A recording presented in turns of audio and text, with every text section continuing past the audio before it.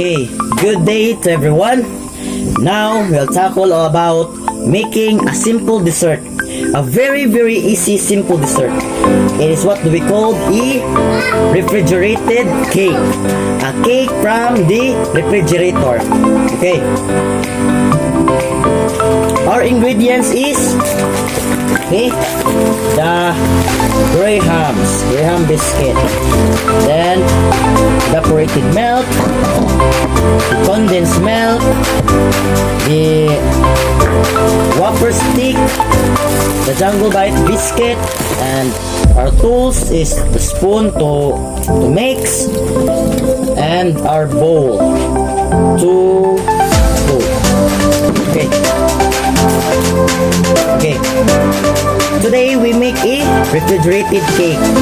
Not cake from the oven, not cake from whatsoever, but it is cake through making a cake using a cold temperature from the refrigerator.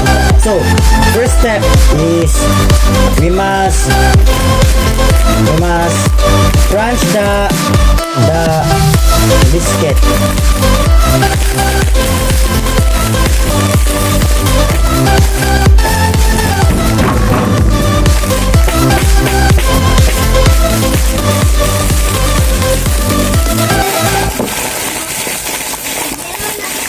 Okay.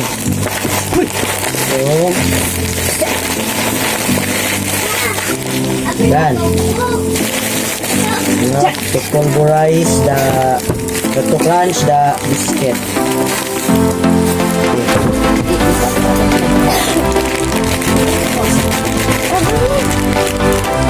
Okay. The other one. Okay. The next step is to pour the evaporated milk.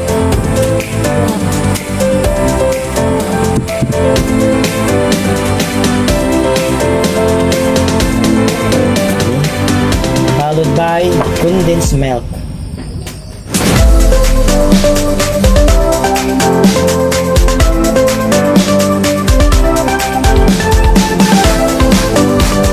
After mixing the condensed milk and the evaporated milk to the biscuit, let us mix.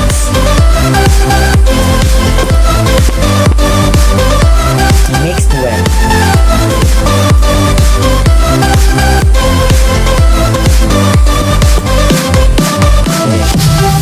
So, in making this dessert, it is very simple and very easy. So, it might be effortless, but it is truly delicious.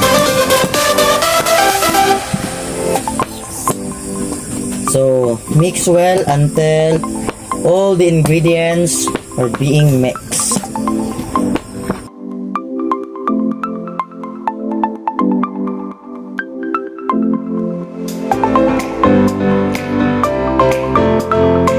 That's done the big cake. It is done. After mixing all the ingredients, we must put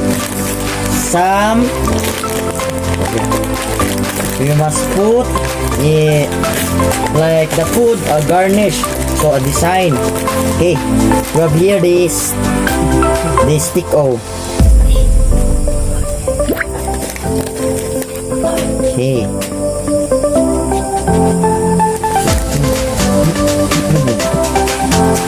It's better to put some like garnish.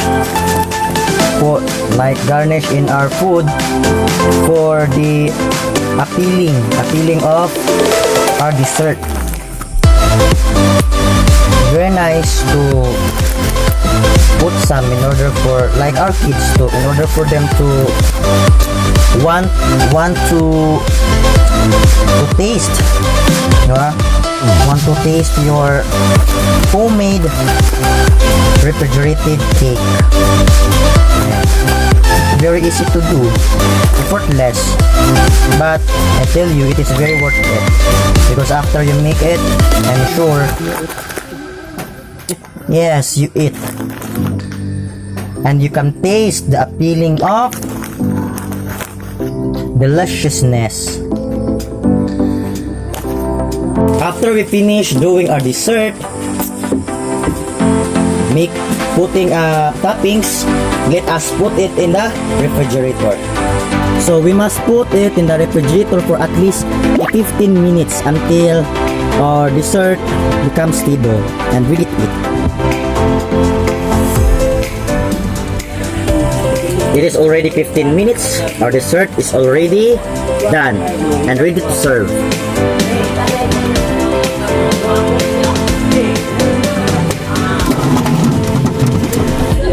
Alright. Here is our dessert. Okay, let's eat.